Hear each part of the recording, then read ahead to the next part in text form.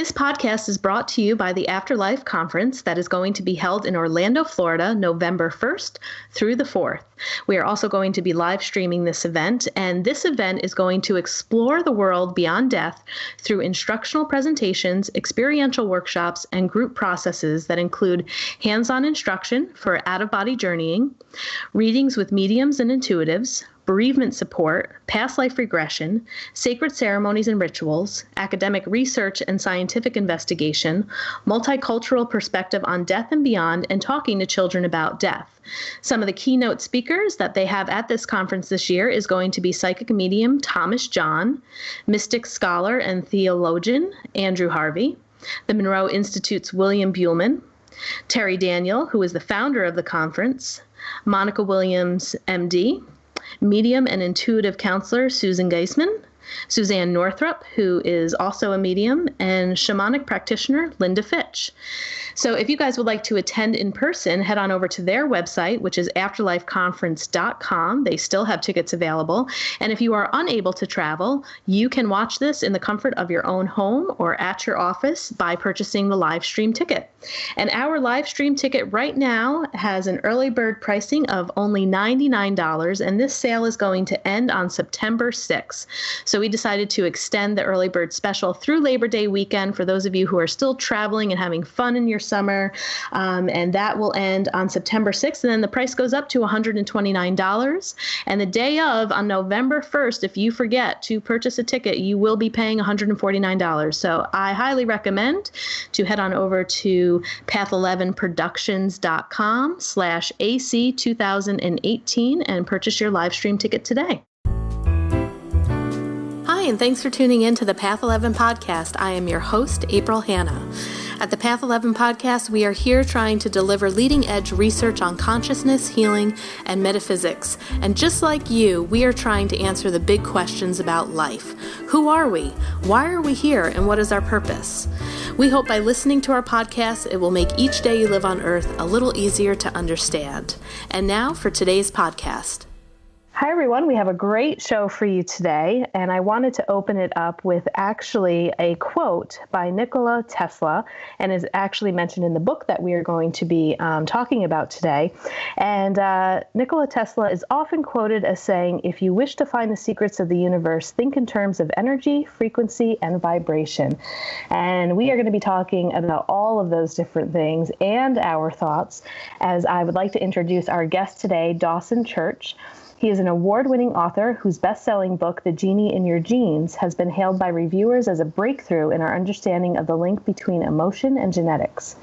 He founded the National Institute for Integrative Healthcare to study and implement promising evidence-based psychological and medical techniques.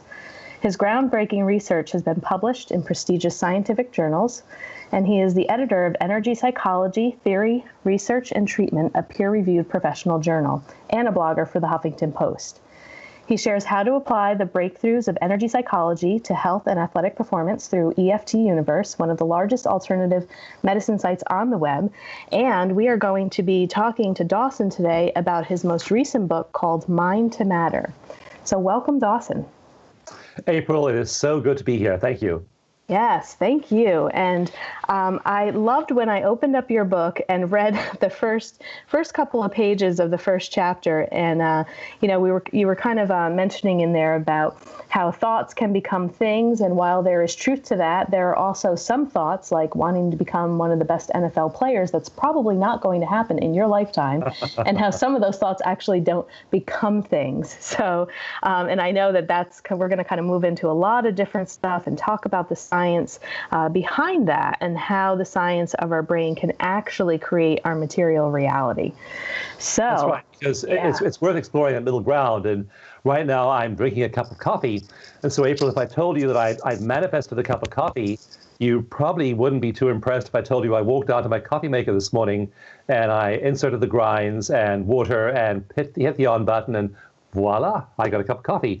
But if I told you that I had held out my hand and a cup of coffee just manifested from thin air in my hand, then you'd be really impressed. So one thing we can't do, one thing we can do, and then what's the middle ground between what's impossible and what's possible. And I wrote this book because I wanted to show people that middle ground is much, much larger than what we've come to believe. So what you can create with your mind alone, with thought alone, is astonishing. It truly is.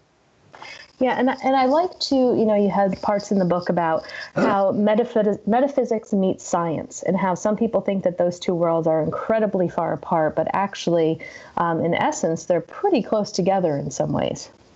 Science looks a lot like magic, and one great scientist, I forget who, said that, Arthur C. Clarke, that's right, the novelist, said that what we regard as science in our generation, previous generations would have thought of was magic.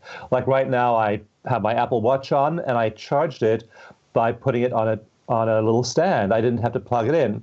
That would have been unimaginable just 15 years ago.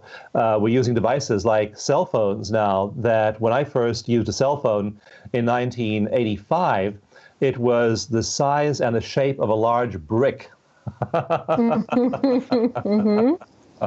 So there are all these things that happen, and it's just remarkable what science tells us. But I also think that science is a good guide, because I want people to do things that are going to work and not waste their time on things that aren't going to work. And science is a good guide to that, because there are all kinds of ideas, like meditation is a good example. Throughout Mind to Matter, I really emphasize the benefits of meditation, but not just any meditation. Some meditations, like meditations I first learned when I was 15, 20, 25 years old, many years ago, those meditations, by and large, are not all that effective by comparison to what we now know when we hook someone up to an MRI or an EEG and see the brain changes and know the brain states we hope to achieve through meditation.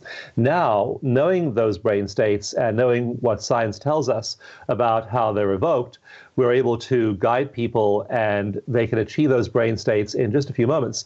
Like there were a famous series of experiments with Tibetan monks in the early 2000s, and they were done by Richard Davidson at the University of Madison. And he found that there were certain brain waves that were characteristic of those monks, and there were certain brain states. Certain parts of the brain were switched on, others were switched off. And so we have that roadmap now.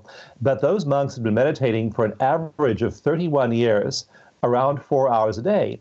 And that's simply not possible with our Western lifestyle. So we now, though, having that roadmap of exactly what's going on in the brains of people, I now, for example, have been doing meditation retreats for the last few years.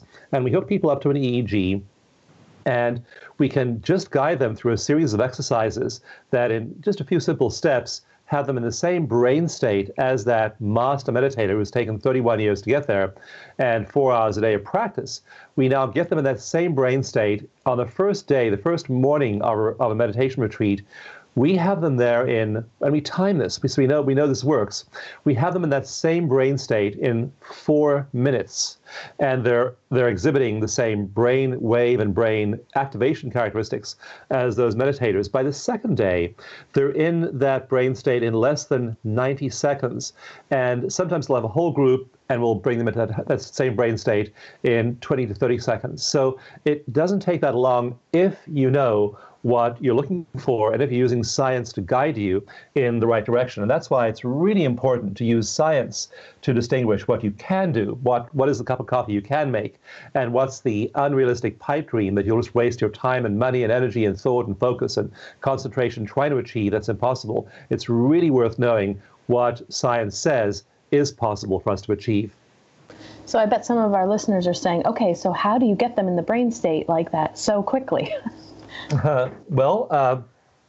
It's funny. When I first proposed, I teach at all the big retreat centers like Kripalu and Esalen and New York Open Center and Omega. And so when I first proposed, I've been teaching EFT tapping acupressure at Esalen for a few years. But I said to them, hey, I emailed them and said, hey, let me teach meditation there. And I have this very simple method. It brings people into the state very quickly. And they emailed me back saying, Dr. Church, we have had every prominent meditation teacher teach at Esalen for the last 50 years, and we can assure you that it's not that easy. They didn't believe it could be so simple, but it is. And so you simply, what we have train people to do is you have to relax certain muscles. You have to, which send certain signals to parts of the nervous system to relax the whole body. You have to breathe in a certain rhythm, and that puts you in heart coherence really quickly, because if you've ever done any heart math or heart coherence training, you'll know, if you're a meditator, that usually meditators, when they meditate, go out of heart coherence. Even if they're in heart coherence to begin with, they go out of heart coherence in a meditative state. So you have to train yourself to both be relaxed, be in that state, and also be in heart coherence.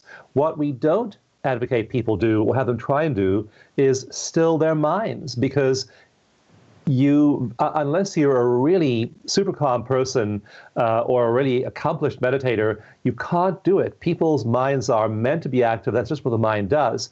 And so giving someone the instruction to still your mind is just an impossible thing to ask them to do. So we don't do things like that we know are really hard to do. We have them do things that are easy to do, but then that put them in the state really quickly. So it's powerful to know what the target is you're aiming for. We also now are starting to correlate those experimentally, those brain states, with neurotransmitters and hormones. So we know, for example, we at Esalen last year, we analyzed people's levels of stress hormones. We measured their cortisol, and we also measured their levels of immunoglobulins, which are a really good proxy for how well your immune system is functioning.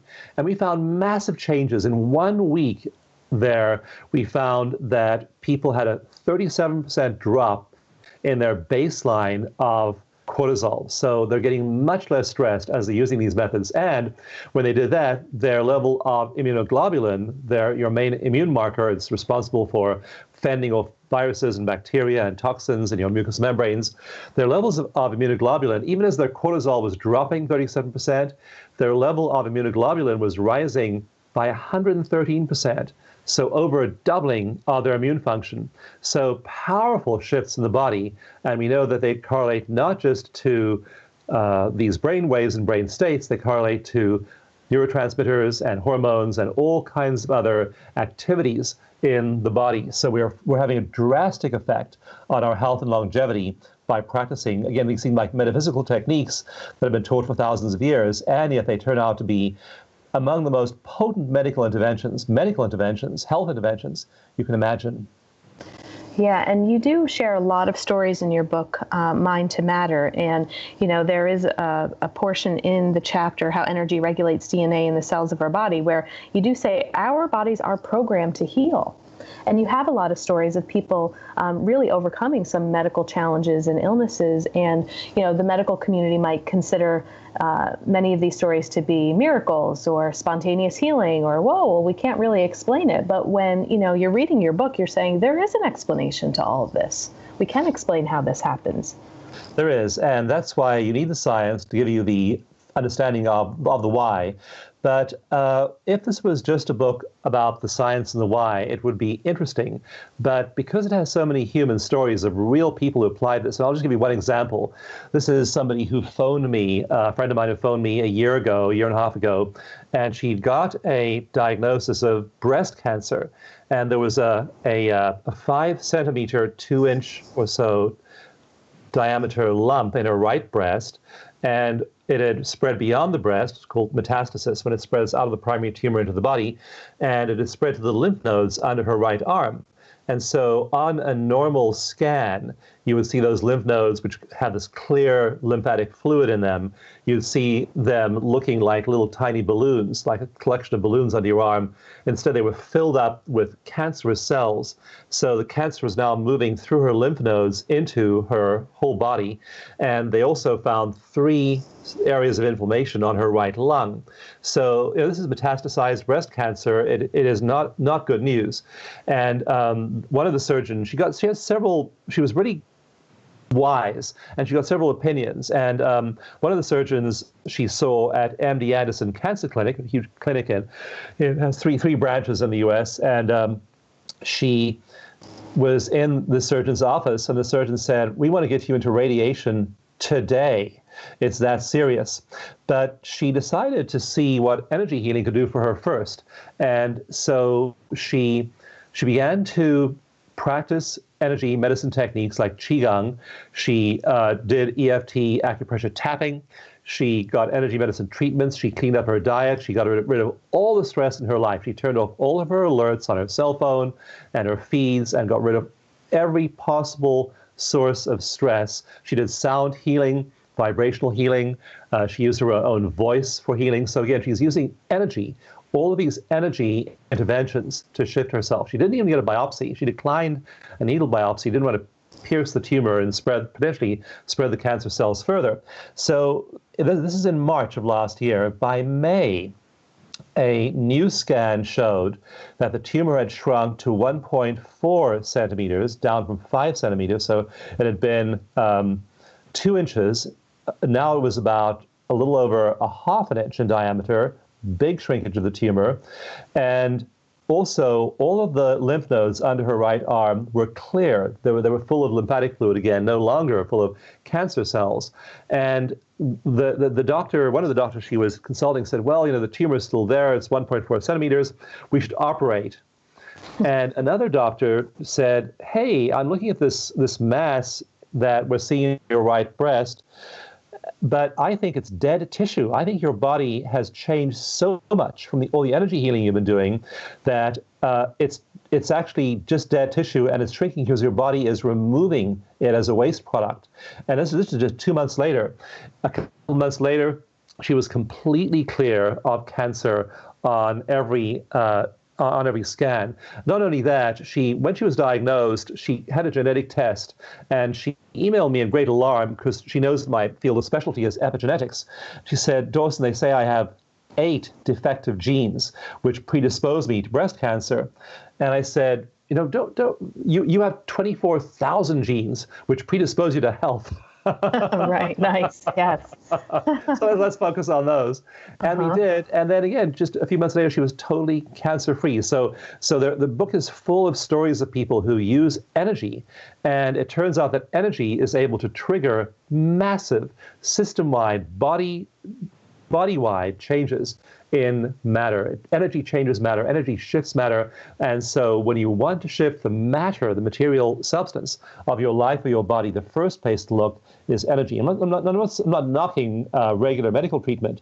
It's still worth looking at what it can contribute to your healing plan, but also look at not just trying to change matter, with pills and surgeries and other mechanical means, nutrition and so on. Look at what energy can do to change matter, because it can change matter in enormously pervasive ways. Now, do you attribute her success and the rapid success of becoming cancer-free to the intensity of focus and intention that she had with, shutting off all of the alerts, changing her diet, going to any and every type of energy practitioner and having super focus on that? April, that's a really perceptive question, because I think that her focus and her determination played a large part in it. And often we're ambivalent about ourselves and our lives. I know my mentor is a doctor called Norm Shealy, and Norm is the founder of the American Holistic Medical Association, and just a genius healer and doctor. And Norm muscle tests people for, do I want to live or do I want to die? And he says that many people who come into his clinic, or his work with over the years, he muscle tests them for, do I want to live?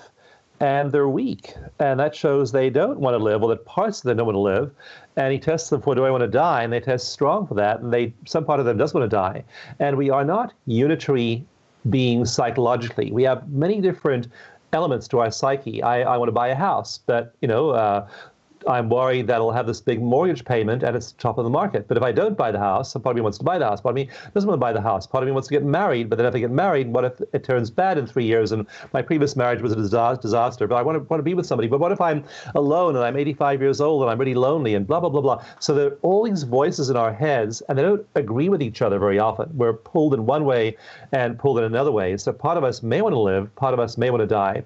And so what I saw in her case was I do a lot of live workshops, meditation workshops, and EFT workshops, and there's a term we use in those workshops called congruence.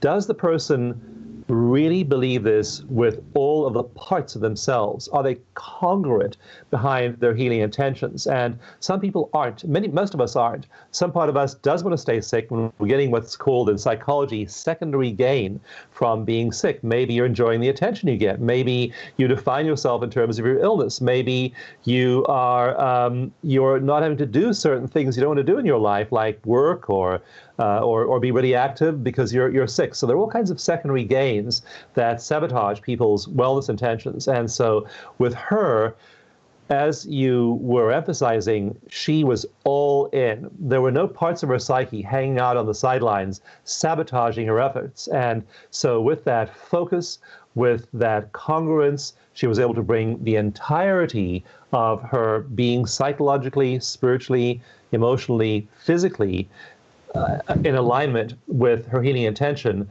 and that's when it really worked. And I talk a lot in the book about coherent mind. There's a whole chapter called The Power of Coherent Mind.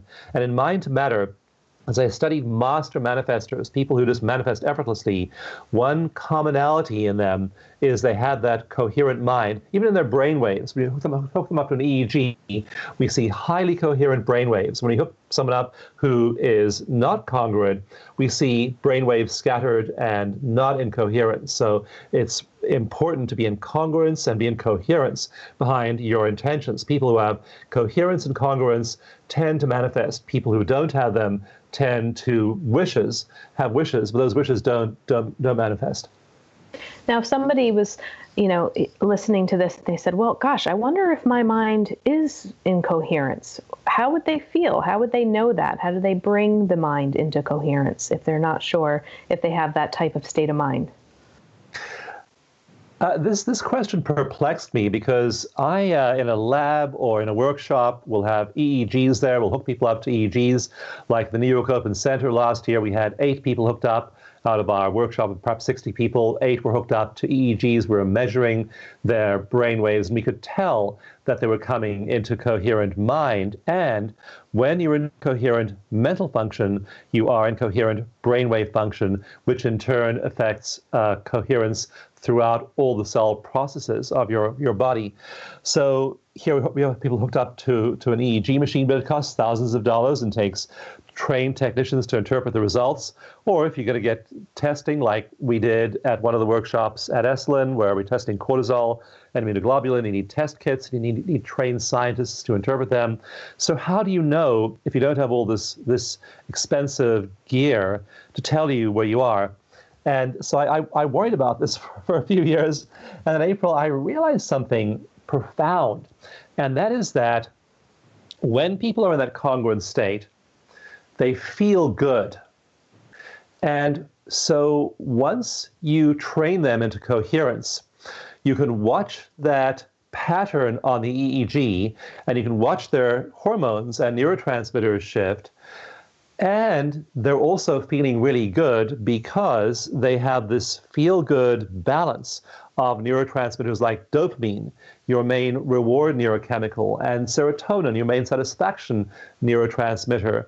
And cortisol is down, which is your main stress hormone, and DHEA, your main cell repair hormone, is up. And so it's like a cocktail. It's like a mixture. If you go bake a cake or make a recipe or make any kind of combination of things, like right now I'm drinking my coffee. If I like my coffee with a spoon of sugar and milk, and one day someone sticks salt in my coffee rather than sugar, I would be able to tell right away that this tastes awful because I've changed the recipe.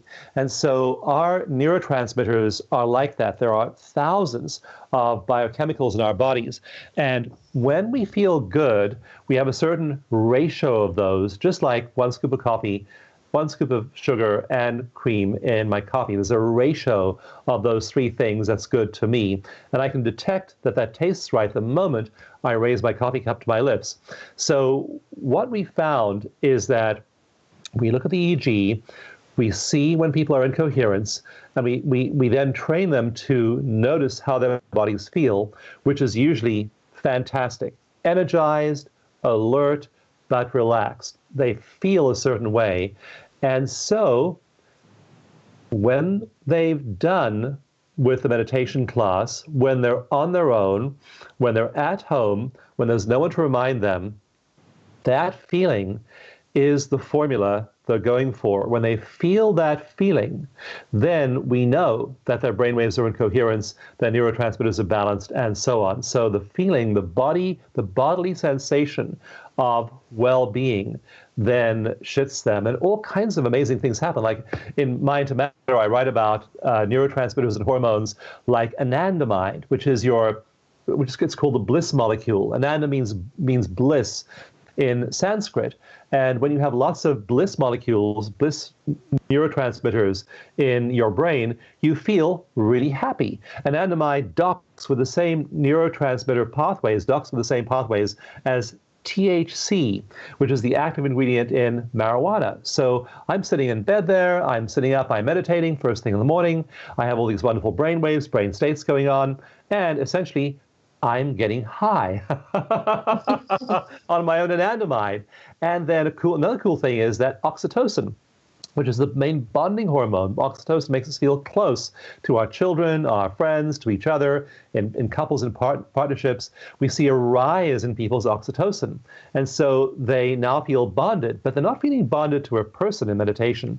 They're feeling bonded to the universe. They're feeling a sense of connection with the universe, and having a spike of oxytocin, this flood of anandamide in their bodies, their serotonin and dopamine is balanced. All of these things are happening. And so now, just by my subjective feeling of that formula, 1 scoop of sugar, 1 dash of cream in my coffee, just the way I know what my coffee should taste like, I know what my internal biochemistry should be when I'm in that state. And now, after the meditation workshop, after people have left the open center, left Kripalu, left Omega, left Esalen, they're alone and they have a target to aim at. They know exactly what the formula should be, how it feels in their bodies, and they can then go there every single day if they choose to.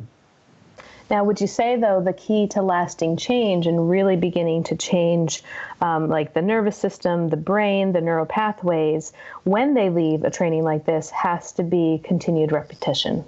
Absolutely. It has to be repeated. If we send a signal through a neural pathway, it signals, it does its work. But if we send a signal through a neural pathway repeatedly for an hour, the number of synaptic connections in that neural pathway can double. So we're potentially doubling our number of synaptic connections in a neural pathway. Every hour we use it repeatedly. So you meditate every day, and then you feel better and better and better. And the process continues day after day, and you build those neural bundles. Just how fast this can happen is in Chapter 1, I tell the story of a TV journalist called Phillips. And this is just a stunning case history, very well documented too, because he did the whole thing on TV for a TV show. And so I tell his case history in Chapter 1 of Mind to Matter. And he decided he had never meditated before, never done any of this stuff. In fact, he was not a believer in its efficacy, but he'd read that it helped. So he went on an 8-week mindfulness program, but before he did, he went into Monash University, where they have a really, really comprehensive neuroscience lab, and he got a complete workup, including a brain volume MRI scan. So they minutely measured every single part of his brain and the mass of neural tissue in that region. He then began to meditate and be mindful for 8 weeks. And after 8 weeks, he had noticed behavioral changes. He noticed he was much calmer, much less prone to being angry with people, road rage, screaming at his colleagues at work. All these things improved behaviorally. When he went into Monash again, after 8 weeks, all of his markers of reaction time and brain efficiency had improved dramatically.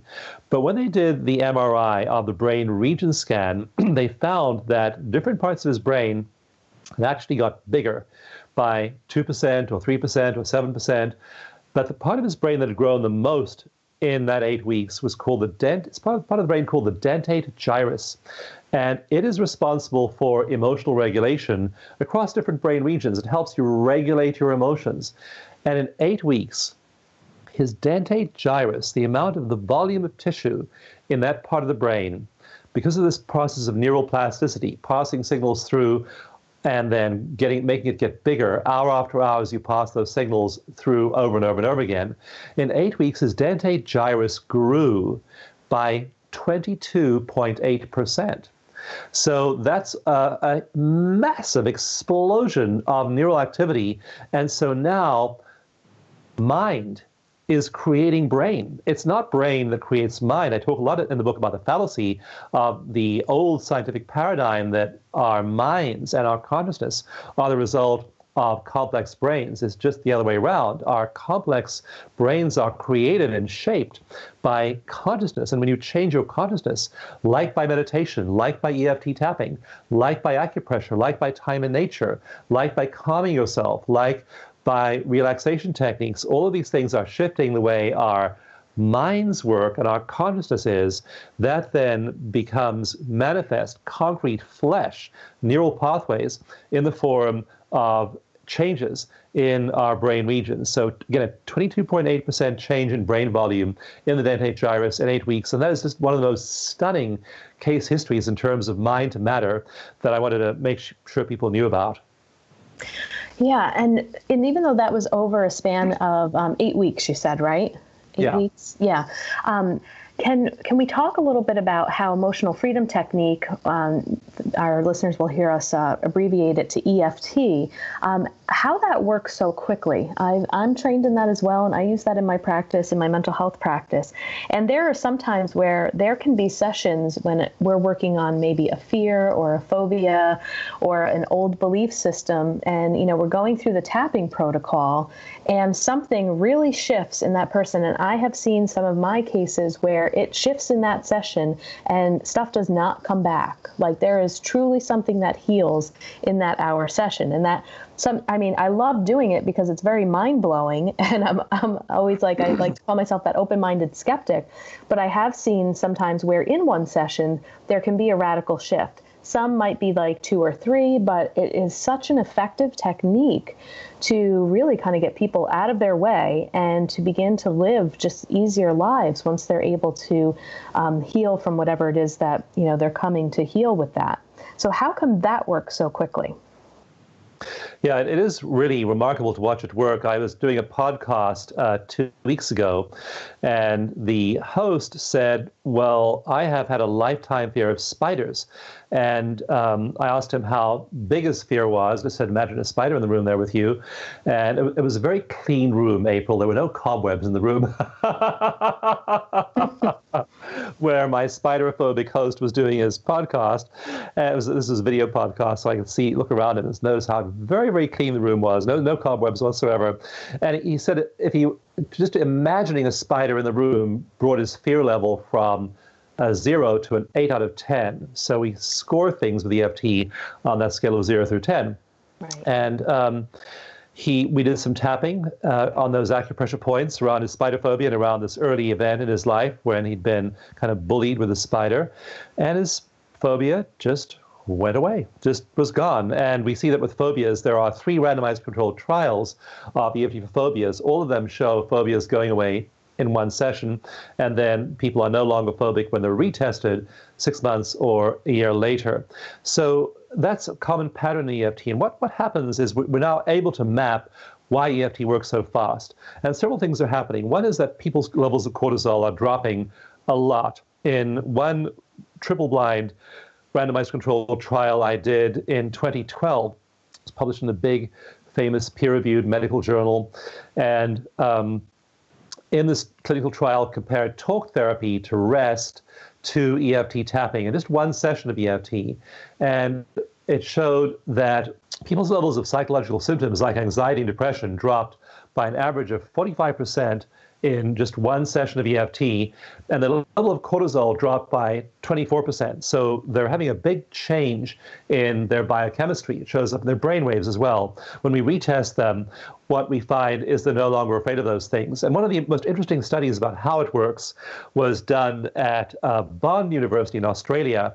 and it's just being published now in a peer-reviewed journal. And they put obese women who are obese, because a lot of EFT is used for all kinds of things like improving your relationship, improving your finances, improving your health, and especially for weight loss. It's phenomenally effective for weight loss. And so they put these obese women in an MRI, had them think of foods they craved, and the whole emotional midbrain, including that dentate gyrus, got totally lit up. So it's not just something that's going on in the mind. It's something that's literally measurable and going on in the brain. Those food cravings were manifest in the extreme activation of the emotional brain. So those cravings are happening and measurable as a physical phenomenon in the brains of those obese women.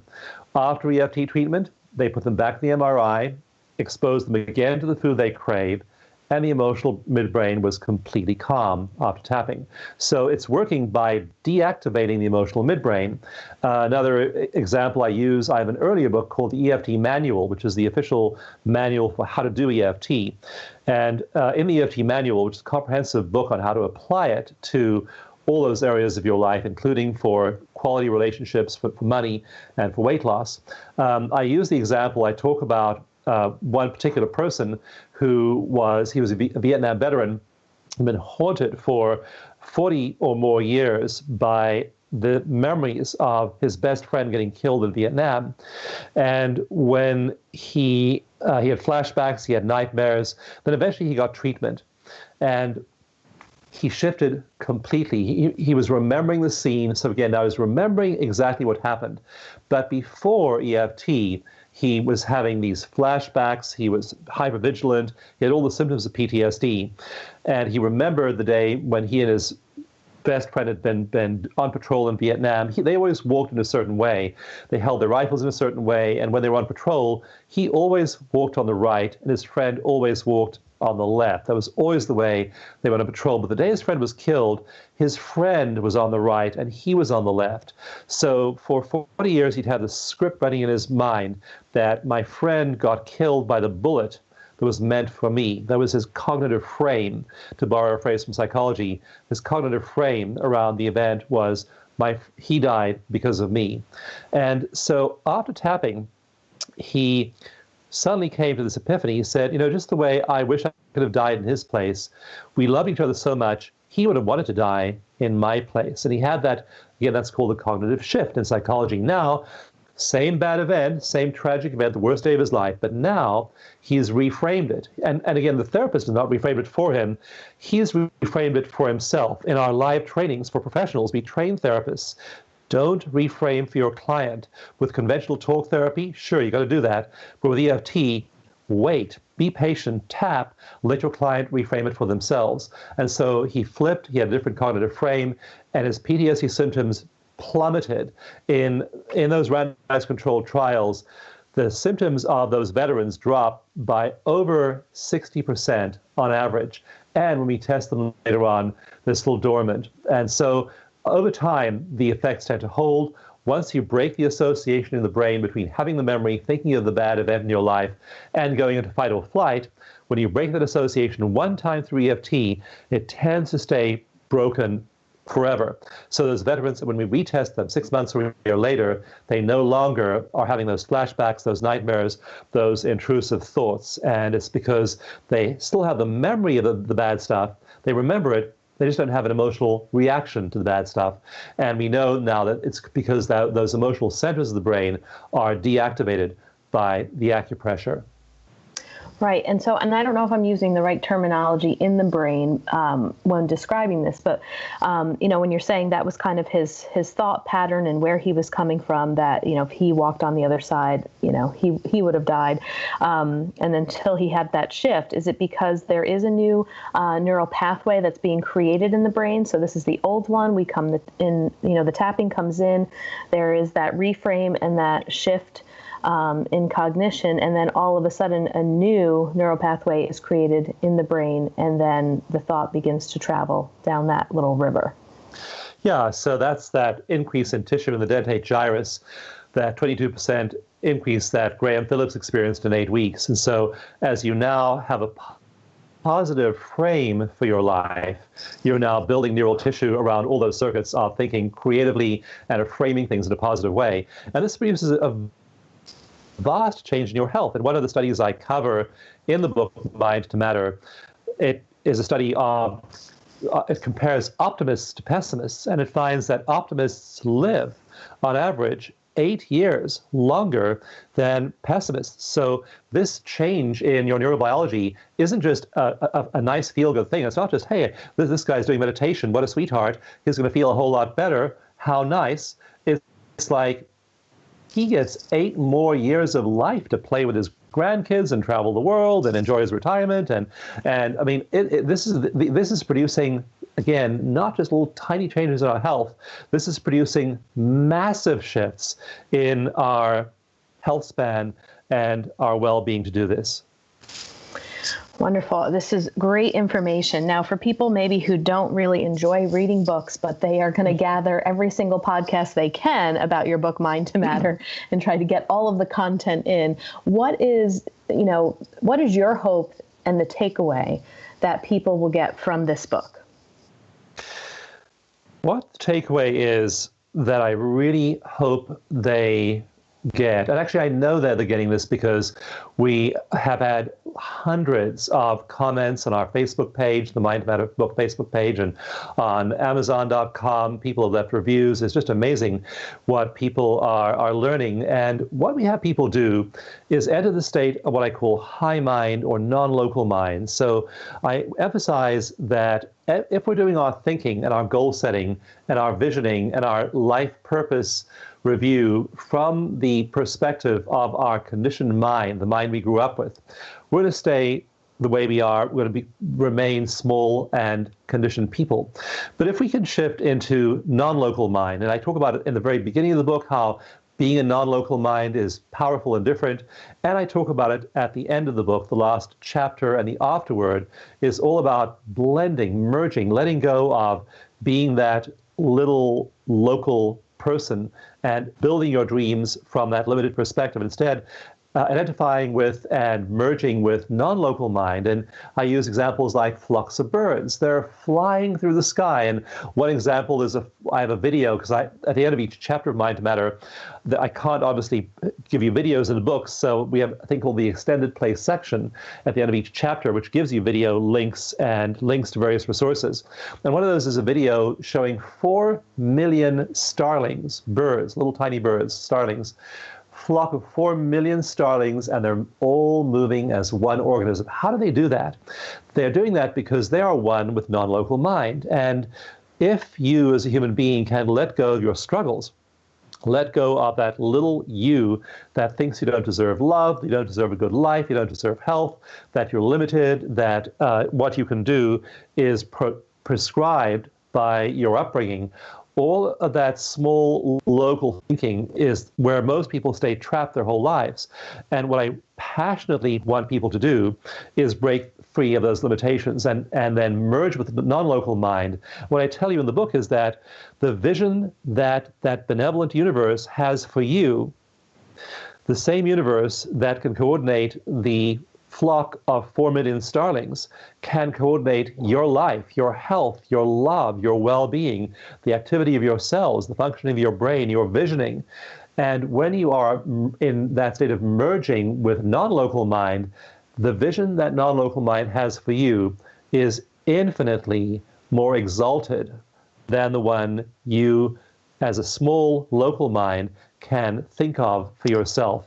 And so you enter non-local mind, and that's where you set your goals from, that's where you draw your life vision from, that's what you become congruent with, and then powerful manifestations and synchronicities happen all around you. And so we're having people post those synchronicity stories on the Mind to Matter Facebook community, on the Mind to the posting it on in Amazon reviews, and people are having these just remarkable synchronous events happen in their lives when they apply these principles. That's my passionate wish, is that people abandon their little, limited, small sense of self and claim that middle ground of what they can manifest, which turns out to be oneness with the universe.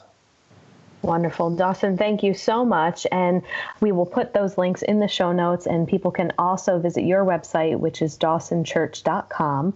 And this was a great conversation. Thank you so much for being a guest on the Path 11 podcast. April, thanks for your vision, and thanks for having me.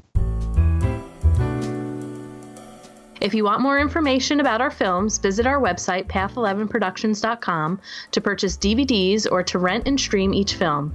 You can also find our trilogy of films on iTunes, Amazon Prime, and Gaia.com. You can still use our smartphone app for both Android and iPhones.